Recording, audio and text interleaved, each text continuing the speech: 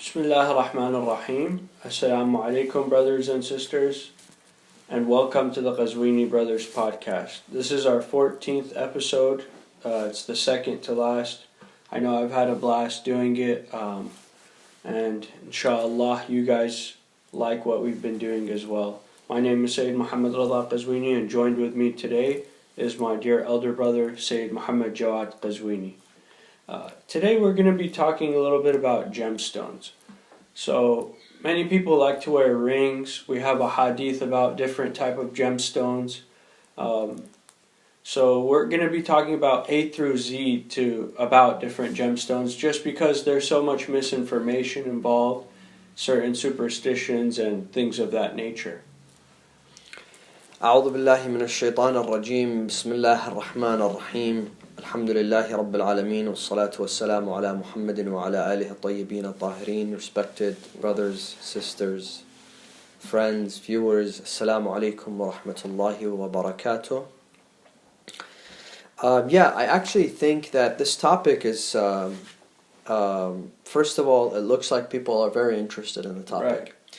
And second of all, I think though you will find a ring in a Muslim's life somewhere, either they're wearing it or they've kept it aside, right, or they're thinking of buying one, especially the followers of Ahlul-Bayt, because we all go to ziyarah, sometime in our life, or when we go to Hajj, inshallah. For those who haven't gone, they will go. For those who haven't gone to ziyarah, they will be able to do so. And all around you see shops that are obviously selling rings. Right. And you get in there and you get so confused. There are so many rings, there are so many different stones, so many different colors. Which one's good, which one isn't good, which one is real, which one isn't real. What is the story behind each ring? Are they all part of the Islamic rituals or the Islamic teachings, or are some of them, pre-Islam? Many questions exist around this topic, and I don't know if many people have talked about it. I don't even know if anybody's talked about it, to be honest with you. Definitely. So we needed to shed some light on this topic for sure. It's a very important topic.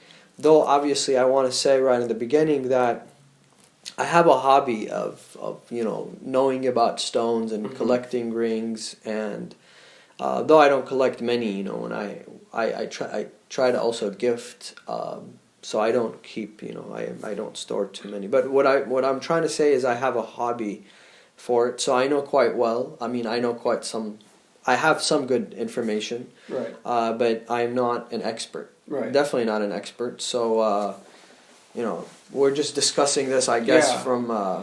none of what we're going to be talking about is technically scientifically proven.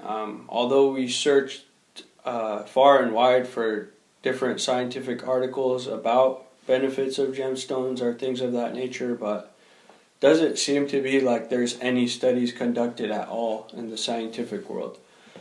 So today we're going to be talking about a few main points. We'll talk about what kind of gemstones are recommended for us to wear by the faith of Islam or Sunnah, Hadith maybe. Then we'll talk about where a good place is to buy gemstones at. So where should we shop? Then we'll talk a little bit about diamonds and the difference between precious stones and semi-precious or non-precious stones in Western terms. Then we'll talk about gemstones and the Ahlul-Bayt. And finally, we'll talk about gemstones and superstitions. So we have tons of questions today. We'll try to get through all of them within our discussion, and if we don't, we'll take some at the end. Inshallah. So which kind of gemstones are recommended for us to wear? Okay, so basically, I like to always introduce my audience to where they can find those discussions in Islamic books. Even when I teach my classes, I always give them the reference that what we're discussing now can be found under this title in those particular books, or the fiqh books, or the books of hadith. Right. So you will be able to find books, you will be able to find articles, you will be able to find hadith, from in the books of all Muslims under the title of Al-Ahjar Al-Karima, the precious stones. However, there's a slight difference between the Western definition of precious stones and the Islamic definition of precious stones. So precious stones in the Western, in its Western definition, would be obviously diamonds, rubies. It depends on the rarity, basically. The more rare, the and I would say, the price. Right. Maybe there are some stones that are rare, but they're not really expensive. So maybe a little bit of both. But then things like aqiq and firoza and all those other ones will be considered semi-precious stones. Right. However, in our books, according to Islamic scholars, those are the precious stones. Right. Because we have hadiths discussing them. And we will be discussing, when we discuss diamonds, that diamonds weren't really precious at that time. Definitely. And for example, turquoise was definitely considered way more precious than a diamond. So turquoise is feruza. Yeah. Just to... Yeah, we'll go over that later on. Cool. So, you asked me which ones are recommended to wear? Right, yeah. Okay. So, there's an introduction that I'd like to give before we get into this particular, defining, I'll mention some of the stones, and I'll mention maybe one or two hadiths surrounding this topic or that particular stone. Okay. But I want to say that, there are some hadiths that say, for example, if you wear aqiq, or if you wear turquoise, or what have you, hypothetically, you will, for example, have good rizq. Right. You'll have good income. You'll be in a good financial state or status, or you'll or for example, if you wear turquoise, then jealousy will be removed away from you, and what have you. We'll look at the hadiths. But does that mean that this rock by itself is going to ultimately completely protect you against that? That is not the case. Right. Those are things you may do in order to create a shield around yourself, or to bring blessings to yourself. But they are not the only thing. Right. So we sometimes may do things that counter that. For example, for men, we have a hadith as simple as saying, if you don't, if a man's mustache starts getting on his lips and his mouth, this is something that decreases the rizq. Obviously, Islam giving a lot of attention to hygiene, right. A lot of importance to hygiene. You don't want to be sitting in front of a guy that his mustache and it's in his lips, and he's eating, and it's obvious. And I see people until now, basically like that. Yeah. And some of them are unfortunately religious, but I don't know if they know this or not, that you have to keep your mustache very short. Right. Rasulullah sallallahu alayhi wa sallam says. So is that something that where the malaika, the angels would say, oh, reduce his finances? Or is it that, you start making less and you become less attractive because people won't want to deal with you. Right. People won't, it has this effect on people where, they don't feel good being around somebody who doesn't look good, Right. Same thing goes for example, Ghusl al-Jum'ah. They say Ghusl al-Jum'ah increases in your rizq and sustenance. Now, is it that angels, when you take the Ghusl al-Jum'ah, when you do the ghusl or the shower, you take that shower on the day of Friday, they start saying, okay, add to this guy's rizq? Or is it that we become, and then we have to use atar, right. We have to use perfumes, we have to comb our beard, we have to clip our nails. So all of that combined makes somebody attractive and people want to deal with that person. So when we talk about those hadith, don't go around thinking that if you buy a turquoise now, or if you buy an agate, then that's it. You don't have to go to work. You don't have to do anything. That is not the case. Right. And this is what scholars call in our books al-'illa tam. Once something is the complete reason for an occurrence. Right. Those aren't complete reasons for an occurrence, So anyhow, let's get to your question. Amongst the stones that are mentioned in ahadith is al-firuza, Right. or al-firuzaj, which is turquoise, Mm-hmm. which is the blue one. Yeah. Are you wearing it? Yeah. Yeah. So it's that one. It's I believe it's a really beautiful stone for sure. Yeah. The hadith say that it creates a sense of happiness and joy. It makes you feel light. Right. It's also attractive. People are attracted towards you. But it is associated with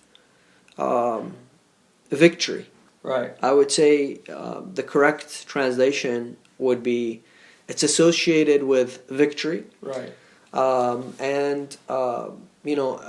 We have several narrations that, for example, Imam Ali would wear a turquoise ring.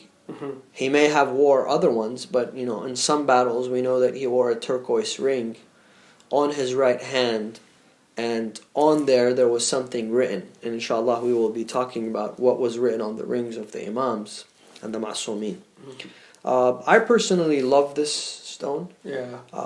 It's definitely one of my favorite, and but it's very difficult to differentiate an authentic Right. turquoise from that which isn't authentic. And then Taking care of it's hard too. You taking can't care of it get is very oil difficult. right. Yes, absolutely. So oil will Kill kill it. this ring. Yeah. And we'll talk about stones that are alive and stones that are dead, and what's the difference between Right. the two. So it's quite an expensive one. If Mm-hmm. you're looking to buy the stone out of this small village before Mashhad, Khurasan, it's called Nishabur, Right. and that's where Imam al-Rida salawatullahi alayhi had a layover before he got into Khurasan. There were many miracles made by Imam al-Rida there. Some of you have probably gone there. Some of the viewers have probably gone there. I'm not sure if you have. Haven't. But basically, it's where the footsteps of Imam al-Rida is engraved into a rock. Right. So, it's subhanallah, just like Maqam Ibrahim in Mecca. Okay. Right. So you go see it there. And there was a tree that Imam al-Rida, he planted a seed. Mm-hmm. And between his salah, the seed turned into a tree and started giving fruits. So prior to him entering Khurasan, Imam al-Rida started showing his status with Allah subhanahu wa ta'ala, and obviously that astonished many people. He got a lot of supporters. There in Nishabur, this particular stone exists. And exists in many other places around Right. the world. It exists, for example, in Egypt. So you have the Fayruzaj, that's from Egypt, that's Egyptian. However, the majority of our traditions from Ahlul-Bayt talk about the Fayruzaj that's from Nishabur, Right. from that city, neighboring city of Khurasan in Iran. Now, was it that Imam al-Rida, for example, was saying, because it was close, he was just telling them, you can find it there? Or is that a particular area that we need to look at? That's also another discussion of its own. However, because basically Nishabur is running out of Firuza, Right. and a lot of people want the stone, it has become very expensive lately. Right. And it depends on the color, if it's red, if it's very blue, Yeah. then it's more expensive. If it kind of goes towards the greenish, then Less it is expensive. less expensive. Some of them have like cracks in them as well. Yeah, so the cracks obviously will reduce the price. However, it depends on what kind of cracks. Is it black or white? Right. Is it within the stone or outside the stone? Mm-hmm. So if it's if it's white cracks, then that's obviously going to reduce the price by a lot. Significantly. Right. If it's black, then a little bit less. But if it's black within the stone, I mean, you don't actually feel it above the stone, then that's a completely different story. Right. Anyways, let's move on. So we do have a hadith that you should be wearing it on salah as well. Yeah. We have a hadith that you should be wearing it, for example, when you attend a meeting or what have you, to receive that victory, that aid. Yeah. We have a hadith that you should wear it when you're making a dua. Yeah. So that's when it comes to turquoise. This is kind of fascinating too. You know, Native Americans in America, there's also turquoise, and Native Americans have it as a holy stone as well. The turquoise. That's just kind of cool. Yeah, definitely. Turquoise has been around for a very long time. Right. It's definitely a stone that sultans and kings and queens and many important people would want to have and wear. Right. And then you have ruby. Right. Yaqut. Yeah, yaqut. Yaqut is for nobility. It's a red one. Yeah. And it's a stone that's associated with nobility. Right. Now, those who want to have that quality or to portray that quality or to associate themselves with that quality. That's a stone for them. And then you have the emerald, the green one. Right. Definitely my favorite. Unfortunately, not something I can afford. Same thing goes for... So my favorite would be definitely first the emerald. And then the turquoise. And of course, the ultimate favorite is aqiq because, we'll talk about how special it is. But as far as how it looks, I would say... Just based on beauty. The emerald and turquoise. Right. But to be honest with you, emerald is a very special stone. Right. And it is associated with ease, and it is associated with taking away tribulations, and it's associated with tranquility. It's associated with feeling good. It's associated with also victory. It's a very special stone. It's associated with rizq as well. Obviously very expensive. Right. Usually I would say to people who are trying to get, emeralds or ruby or turquoise, to make sure that you get them from somebody that sells them with certificates. Right. And that's very important. You have to have a certificate. If you're buying an emerald, you're spending at least $3,000, $2,000 at least for a little one. So you have to buy it from somewhere that's authentic. Right. I believe that the majority of the authentic, very beautiful emeralds are from Colombia, right? Yeah, there's Colombian emeralds, Brazilian emeralds. Those are the highest quality. So the first highest quality I think is from Colombia, and then the second one is from Brazil. Right. Anyhow, so you need to know if it's Colombian, you need to know if it's Brazilian, you need to know, you need to have a certificate for it. Right. Anyhow, so the green one is the emerald, and that's like we said, it's associated with ease, and then the hematite. Hematite, hadid. Hematite is it's like a black iron. Yeah. Right. Though it's not really iron. Right. It's like a stone. Yeah. But they used to call it the hadid, al-hadid al-Sini.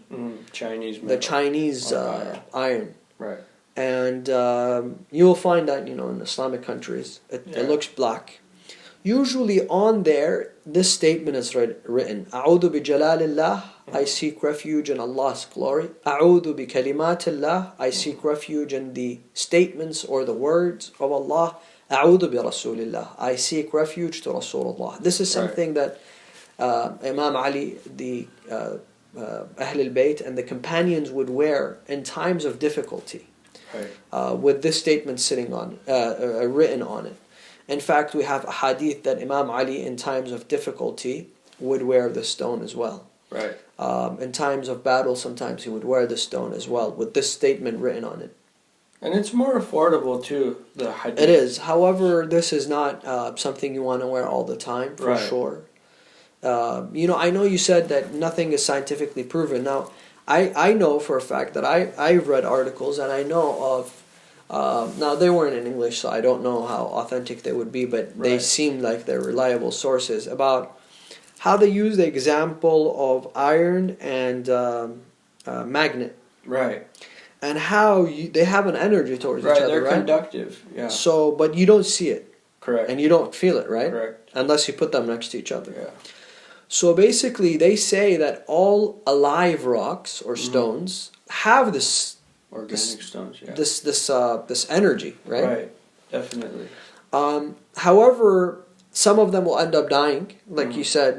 Turquoise. If you put oil on it, Yeah. it starts turning green, and ultimately it dies. Yeah. So, you want to get a stone that is alive because it starts giving you the energy that you want from it, right? Right. It's you don't see it, but it makes you feel that way. It generates that Right. energy for you. So this stone by itself, I know for a fact that it sometimes it gets people agitated too fast. It gets Right. them angry sometimes.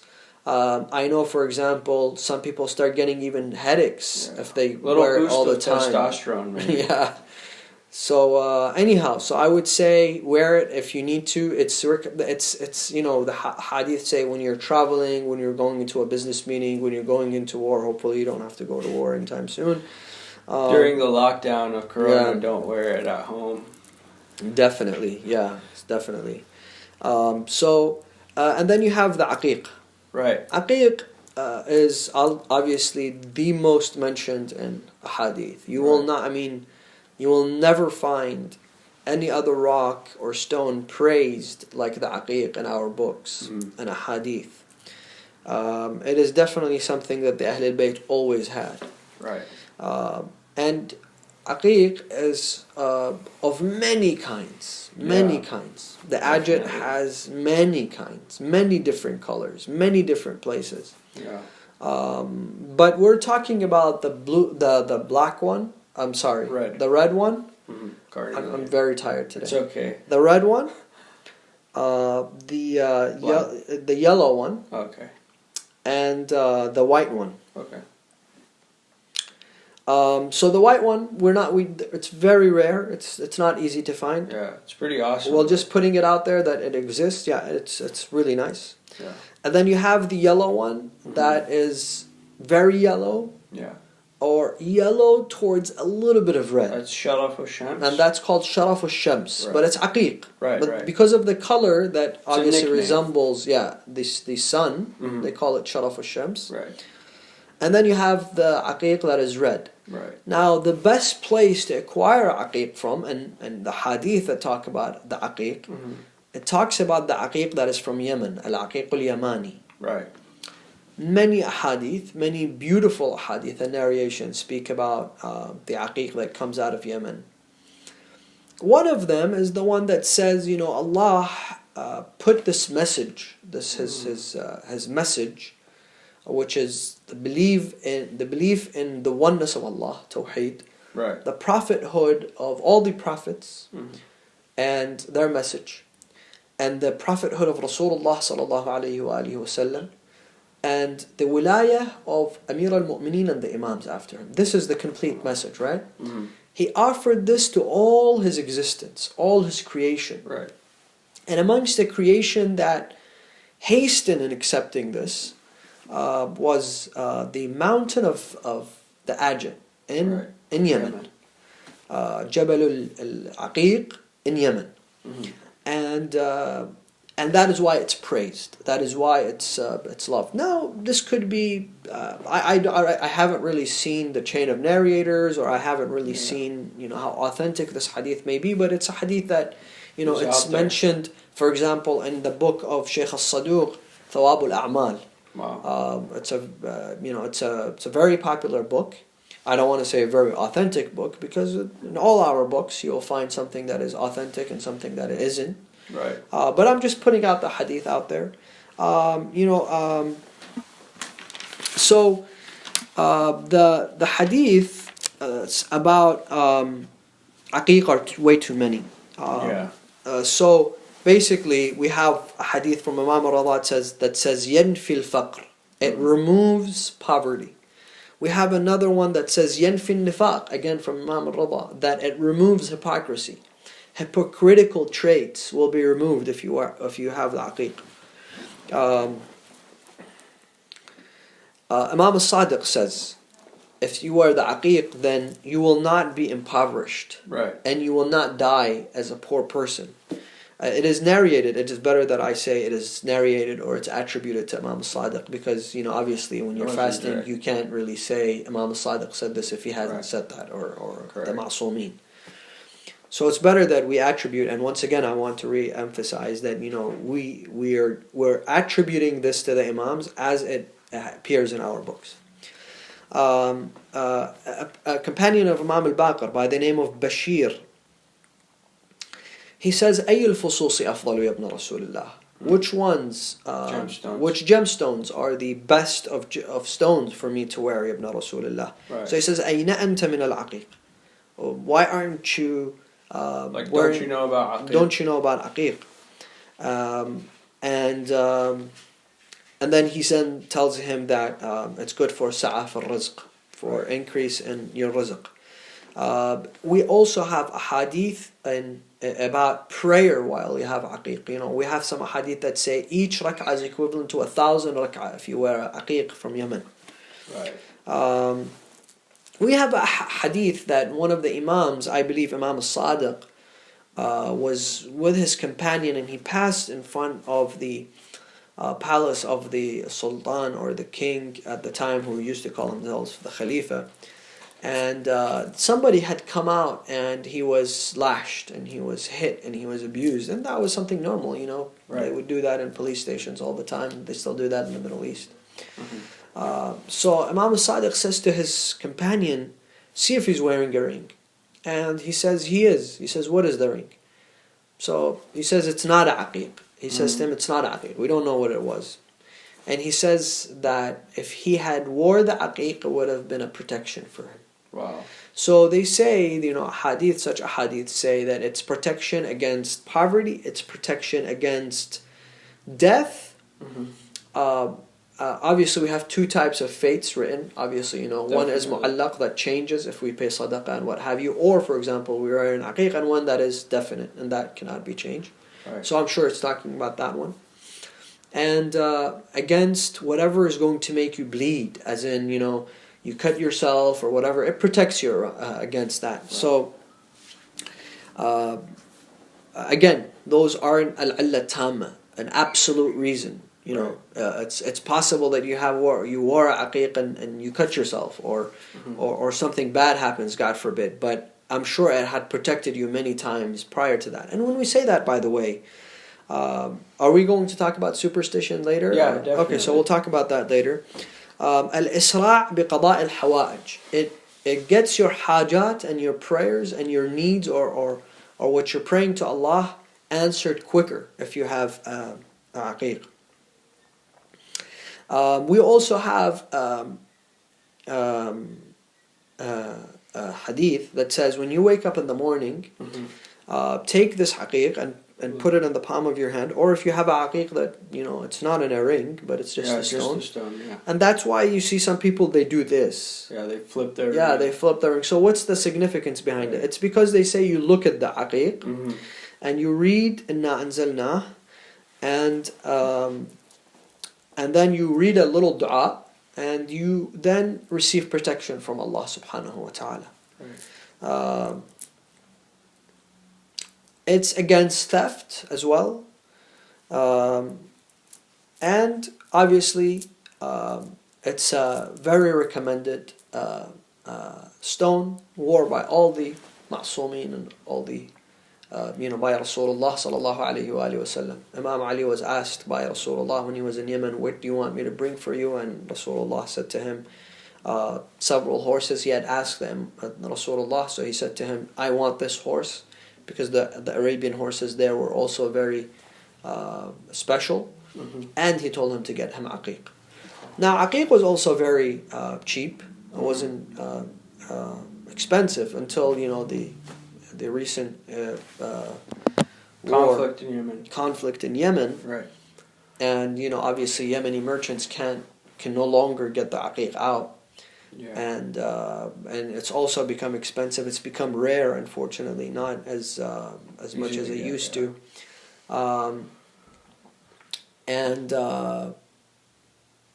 Aqiq has, like I said, many different kinds. So if you want to buy aqiq, like I said, when you go to places, make sure that you try to buy one that's from Yemen. Yeah.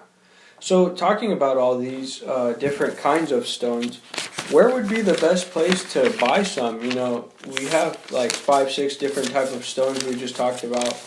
Especially in the U.S., it might be hard to get some of them for a good price or good quality. Where do you buy your stones, or where do you recommend that? So if you're trying to buy a ruby or an emerald, mm-hmm.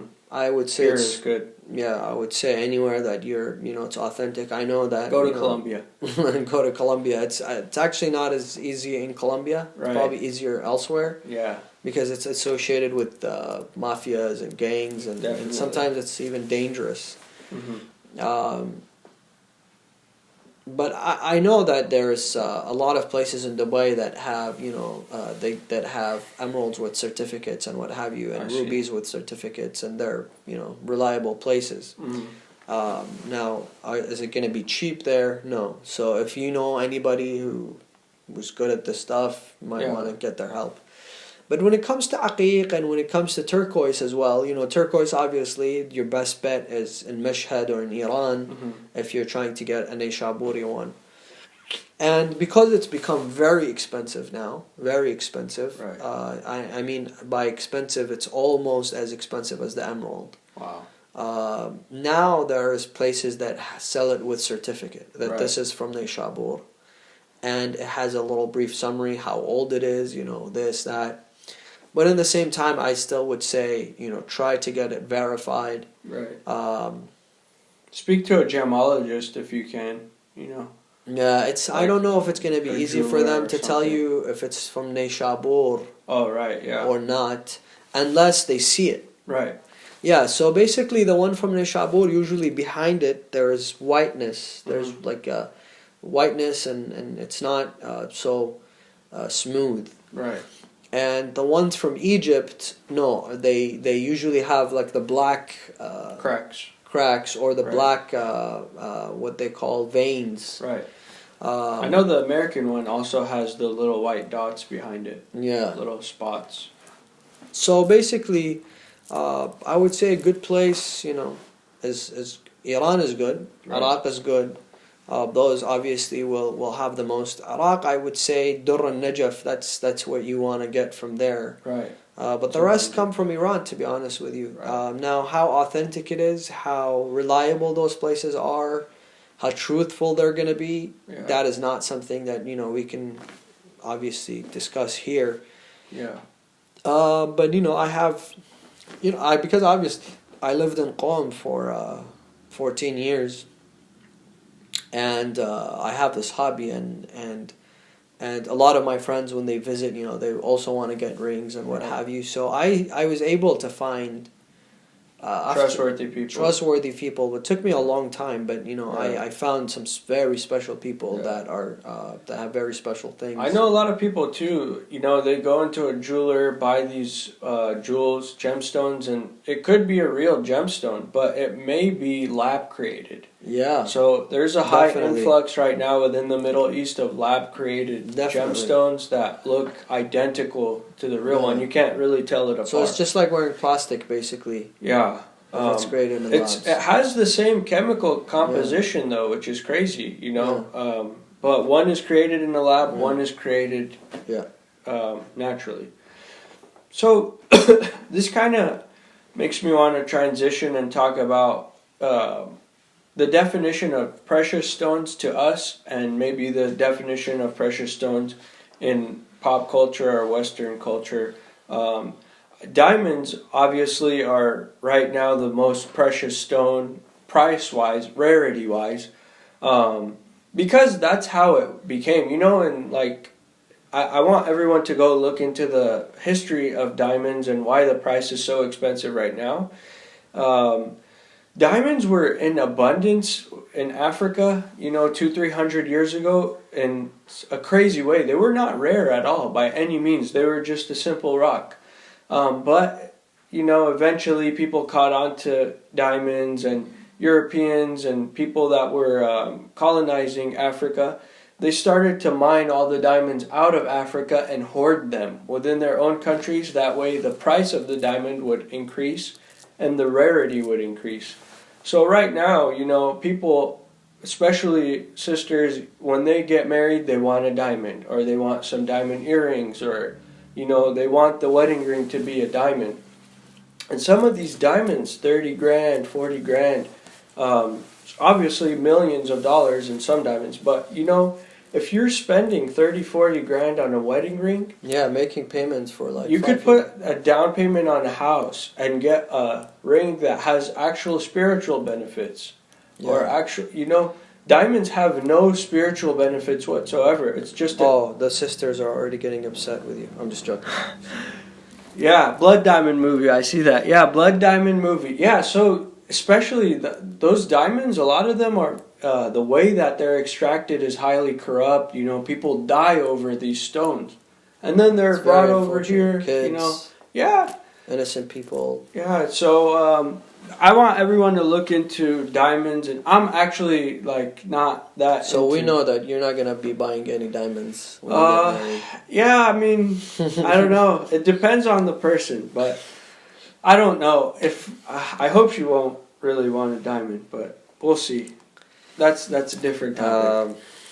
But the definition of precious stones to us, what makes something precious to us? Is it the price or rarity, or what is? I think, to be honest with you, I think that it's just the way diamonds are commercialized. Right. Like every time you see a commercial or even when you, for example, you write wedding. Right. On your phone, and what's the emoji that comes up? Yeah, it's the diamond ring. Right. Or that's what they use. It's just so commercialized, that every woman when she thinks of marriage, she just thinks of the diamond ring. Right.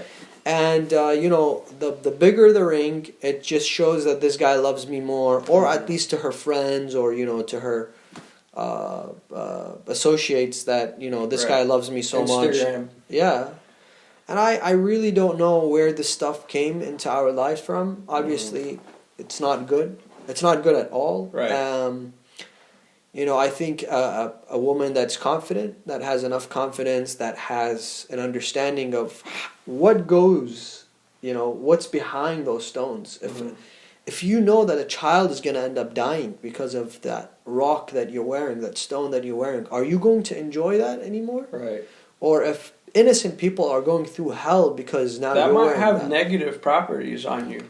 Honestly, and so inshallah in another episode we're going to talk about hasad, and we're going to be talking about jealousy. What is the difference between the evil eye and jealousy? We're going to talk about that. So that's not the place for it, but that also is a reason how you can get jealousy. For example, with turquoise, even though it looks very beautiful and attractive, but it repels the evil eye. Right. That it has that in its nature. But definitely something very sad. When you hear about or you read about the history of diamonds, and how the first part of its history is so bloody, it's so nasty, it's so disgusting. Right. And then the second part of its history is it creates wedding and love and romance and whatever comes with it. So very contradictory for sure. Definitely. But in the end of the day, it is an industry that's making billions of dollars for certain people, and they know exactly how to sell it to you, they know exactly how to market it to you, and that's how they're being able to control people with it. Yeah.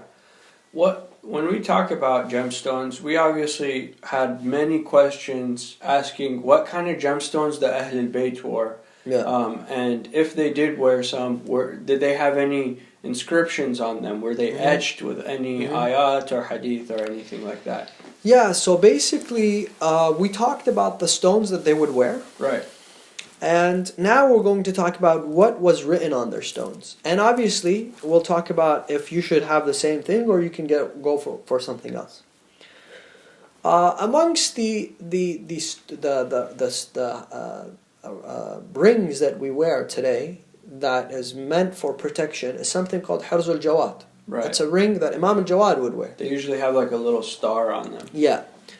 And there is a dua that's in there. So Right. it's like a little dome type of ring. And Right. within there, they actually place this thin piece of paper. Right. If you open it, there's a dua that Imam al-Jawad had in his pocket for his protection. Right. And he taught that to others, and that's how it's passed on to us. And it's a beautiful dua, and it's called Harzul Jawad. Right.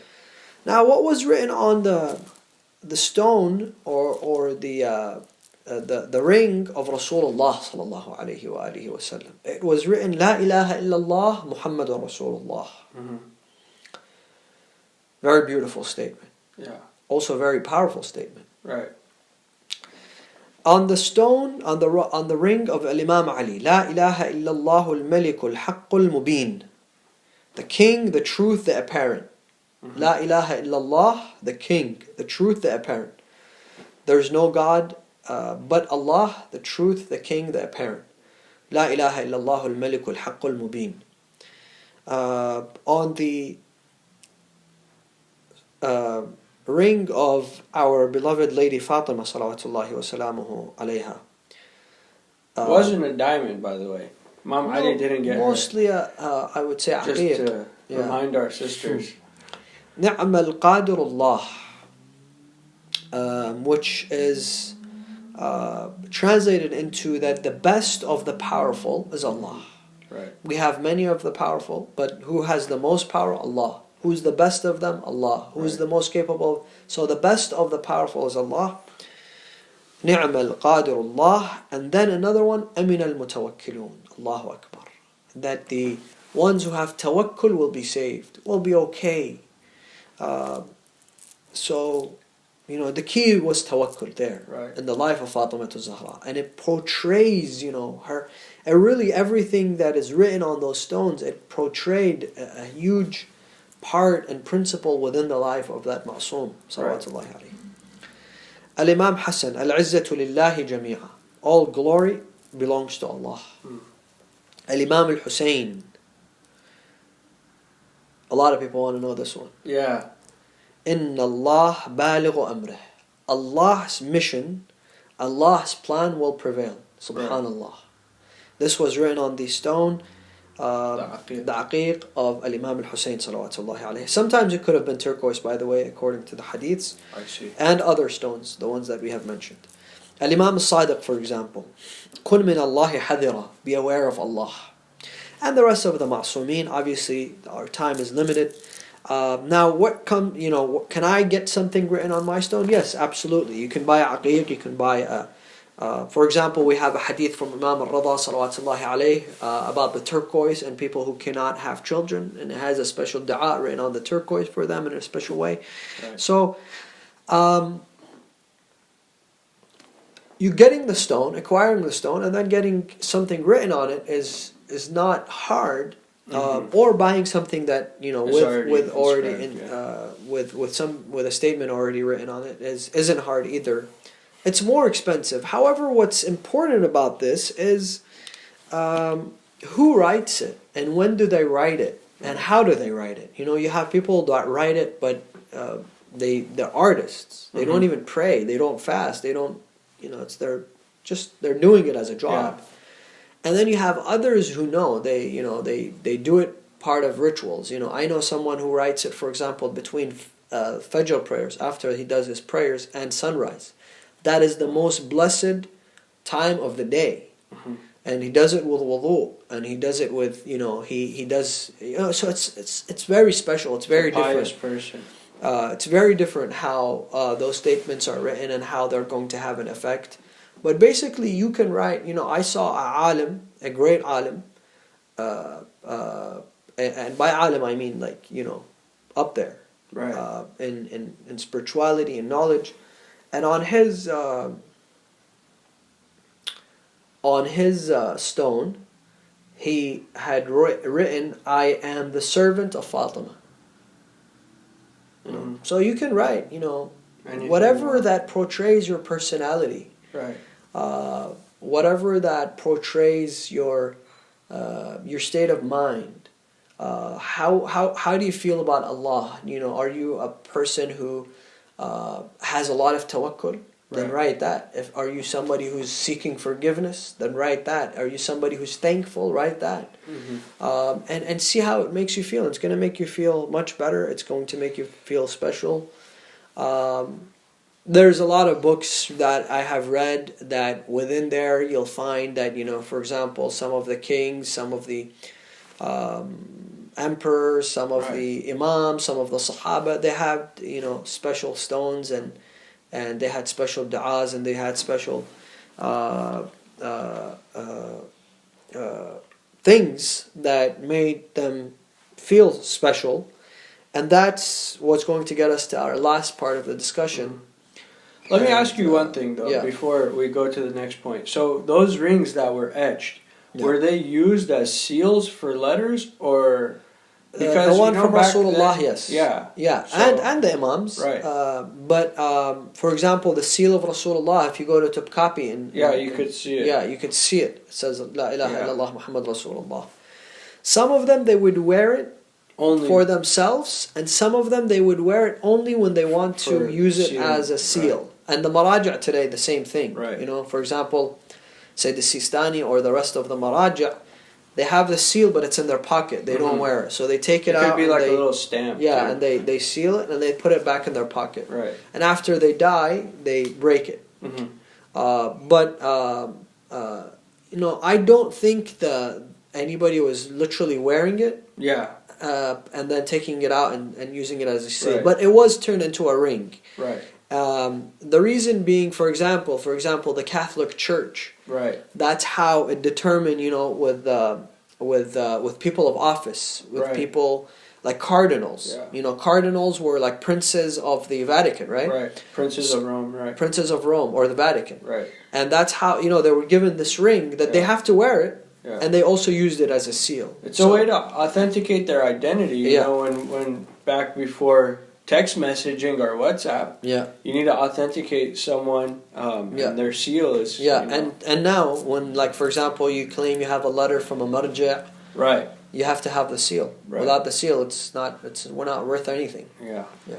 So, to our last point, and the most important point, gemstones and superstitions. I know some people think that, okay, I'm going to wear this aqiq, and I'm going to pray, and my prayer will be multiplied by 1,000. So if I pray once a day with this aqiq on, I don't have to pray for a while. Or, for example, like, okay, I'm going to go, do some crazy, dangerous stuff, but wear this stone. Yeah. And it's going to keep me safe. Yeah. Or you see someone with like 10 stones on their hands. Yeah. Walking around to repel enemies, and the guy has no enemies. Yeah. He's broke, but he has like 25 stones. Yeah. So what is the whole superstition, There's a lot of superstition driven. Yeah, there's a lot of people collecting stones. And literally, I mean, you'll see them and they're wearing like 50 rings. Right, and 2 or 3 on the same finger. Yeah, and that is not really recommended, to be honest with you. And it creates this form of us depending on those stones. Right. And that is shirk. Right. That is not allowed. All of what we said will happen with the will of Allah subhanahu wa ta'ala. Once Allah allows, once Allah decides. And Allah has given us a package. He doesn't just say, go wear this ring. Right. No, Allah says, work hard, don't make enemies, stay safe, take your medication, live healthy, all that, and this could help. But if you do everything wrong and you expect this to help you, no. Especially if you don't have tawakkul, especially if you're not combining with faith, especially if you're not combining with the obedience of Allah subhanahu wa ta'ala. So it's a package. But I want to talk about superstition in a way that is, I would say, real. Right. Somebody who prays one one salah and then doesn't pray 1,000, that's really stretching it. I know you're joking, but I will tell you scenarios where it happens.